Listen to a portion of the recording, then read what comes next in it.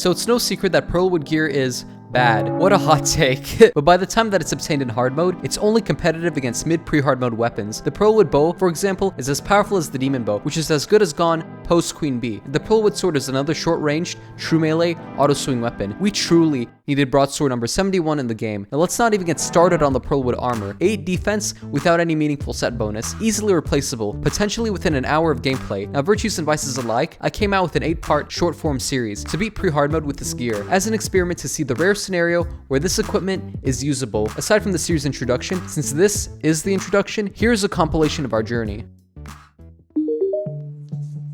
Despite having decent equipment from the jump, we still needed actual prep before fighting bosses. Given the power of our current gear, I decided to pursue the underground jungle, especially for the feral claws and other accessories. And above all else, the primary goal is to find the Hermes boots, a novel keystone of horizontal mobility, especially against bosses. However, the jungle is tricky early on, so we need safeguards. To start, I pursued some easy surface chests, alongside a desert pyramid which came with a flying carpet. I truly asserted bravery here. And now we needed to commit to potions, so without a single bottle to my name, I decided to massacre the desert. In turn, I made an oasis into a no-asis. So seeing that we were 1 stone short from a furnace, I decided to get stoned. To get stone. And with the needed crafting stations and resources, we have pumpkin pies, iron skin potions, and regen potions. To put the stat increases into perspective, when buffing up, we go from 8 defense to almost 20, so our survivability was now notable. We are ready. On the first couple of attempts, we were quickly overwhelmed by traps, where a set of attempts included me getting folded by the same dart trap. This most definitely went from a jungle crawl to crawling and limping through the jungle. The first boss of this series is, in fact, a pressure plate, since disarming it was apparently rocket science. At some point, I took a short detour, using gravitation potions from the jungle chests to get a few Sky Island accessories, but back at the jungle, after many trials, environmental massacres, deaths, and a successful looting, we found the Hermes boots and ended off with 240 health. Was the jungle harder than I thought? Absolutely. Was it all worth it at the end? It definitely was. And at the end of the day, we were now ready to fight bosses. Now some of you may be asking why I'm committing a housing violation, and no, not for burying a giant eyeball, or not especially for creating a sewage system in my dirt hut. Now that's 2 violations, so here's why. Before fighting bosses, we need a grappling hook, where gem hooks are available, and yes, I forgot about checking my materials for the ivy hook. I did spend hours in the underground jungle, what a goose chase. Although, we will also need the necessary materials to craft the slime crown. Now while the boss loot isn't too game changing, it wouldn't hurt having the slime out and upgrading a potentially garbage hook. And so soon after the gemstones came in, we quickly went from being able to craft the amethyst hook, to then being greedy and going for the sapphire hook, and in finding 2 gemstone caverns, ending off with the diamond hook, the best grapple to hope for. The slime hook suddenly looked unappealing, so with a mix of rubies, gold, a luxury car, a heart crystal, and a cloud in a bottle, this cave-in became a cave win. With 3 summons at hand, we then summoned King Slime. Psych! RNG took the wheel instead. Now my strategy against the Eye of Cthulhu is simple. It's called no strategy. So basically running left and right to kite, which works with the dynamicness of my horizontal mobility. Other than for personal entertainment, the effect behind this is having the boss minions line up due to their AI, with the Eye of Cthulhu outpacing them, basically making the servants chaotic, dynamic, unproblematic. As a result, I barely had to resort to any piercing arrows. Whenever phase 2 came along, I nicked all of the servants in one frenzy. All in all, despite occasionally mailing for easy damage and becoming a tree hugger, dodging and health management posed no issue whatsoever. Oh yeah, and we now have the shield dash. Now while I desecrate an ancient pyramid for real estate, let's outline a plan in all of this madness. To move the arms dealer in and to curb stomp the King Slime, morbidly smearing him across the concrete. That is the most normal gamer speak that you'll hear. Now with the arms dealer, he'll sell an ammunition upgrade after defeating the brain of Cthulhu. We're attacking this proactively. So after building this premium apex of shelter, it was time to storm the Crimson for the Undertaker, which will complete the requirements for the arms dealer to move in. However, we lack the gel to make sticky bombs. Now while regular bombs will work fine with the right workarounds, I did want an excuse to fight King Slime.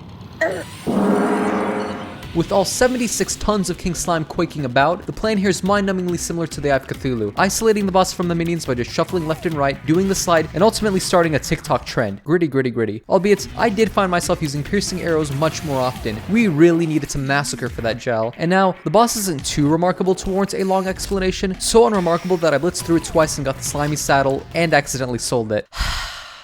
I'll get another one off camera, but as we traveled leftward, the Crimson came closer and closer in proximity, then beneath our feet. And while traversing this biome, I noticed a synergy between the Shield of Cthulhu and the Pearlwood sword. So normally, using the sword grants very poor coverage, where enemies with knockback resistance break through. However, the shield bond compensates to cover for this lack of pushback, and so after heading down the chasm, we got the Undertaker. The arms dealer was now ready to move in, until the other houses filled up. Well, oopsie. But there's no reason to end our poor real estate escapades here, so we're back to the time-old tradition of senselessly lurking biomes. Might as well be the bomb's only run. Now the arms dealer is still a persisting point of focus, and also, it's about time to take on the Goblin army, but not before building a base in the snow biome, and dare I say that actual effort was put into this one, as in a slight change of pace from slop and mediocrity, but the Goblin battle standard was still in mind, so we directed ourselves to farm scouts. However, I did want to pursue water candle to up spawns, aka I'd head down the dungeons to steal the old man's candles, and maybe his retirement money. Now obviously I'm joking, as I'll wax new candles for the old man, but still take his retirement money. So as I carefully descended, the arms dealer finally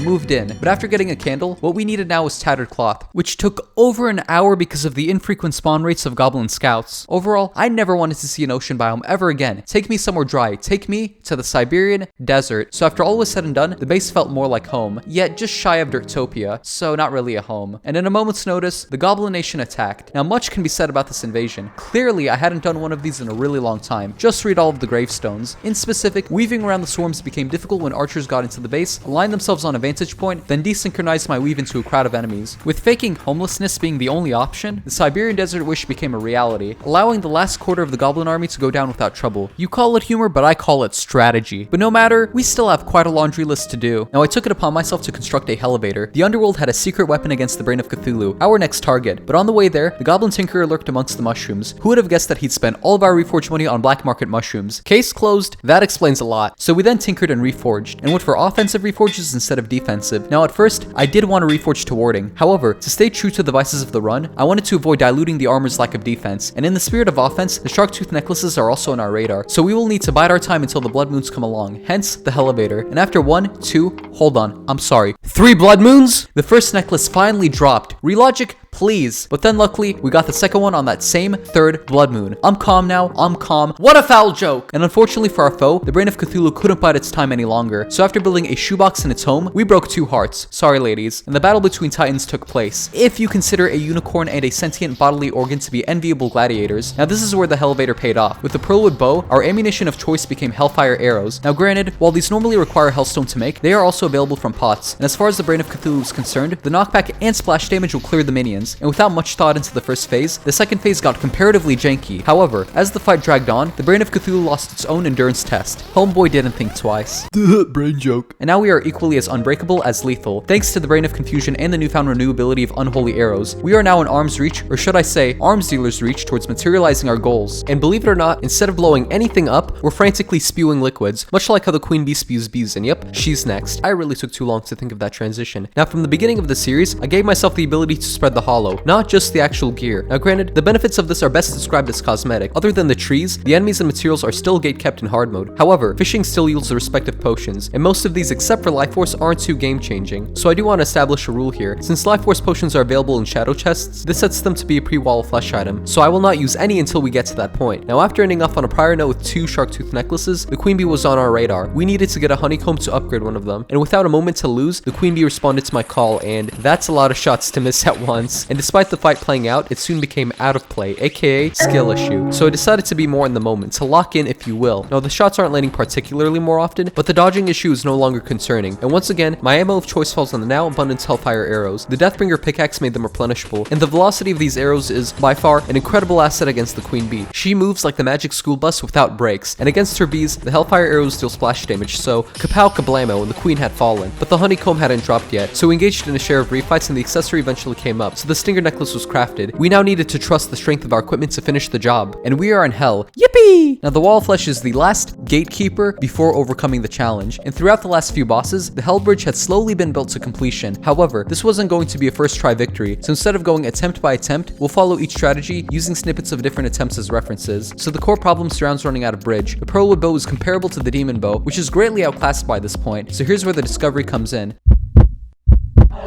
To start, I attempt to use purely unholy arrows. The pros are that these arrows have a high base stat and low damage penalty, dealing high DPS in a short amount of time. However, their velocity only goes so far. Whenever the wall picks up on speed, these arrows aren't dynamic enough for distance, not to mention that the low defense limits survivability. So I switched to Jester arrows, which have phenomenal velocity, allowing for greater distance combat, especially when the wall ramps up. However, compared to unholy arrows, their damage penalty is doubled, and their base stat is lower, resulting in much less overall damage. Both of these are our best options, albeit with opposite strengths, weaknesses, weaknesses, and applications. This presents an opportunity. If each arrow type is used during their strongest points, then they'll create a winning synergy, but not without maxing out our health. And it was time to face our final adversary. So for the first part of the fight, I play offensively to deal the most damage with unholy arrows. Then, when the wall falls lower in health and ramps up, I switch to jester arrows to avoid taking damage. And as we near the end of the bridge, the outcome isn't decided until the wall fell, and the challenge proved passable. We couldn't have done it without the Pearlwood hammer. Oh, missed that. The run has to be discarded now. In all seriousness, I do appreciate the support. It's been amazing.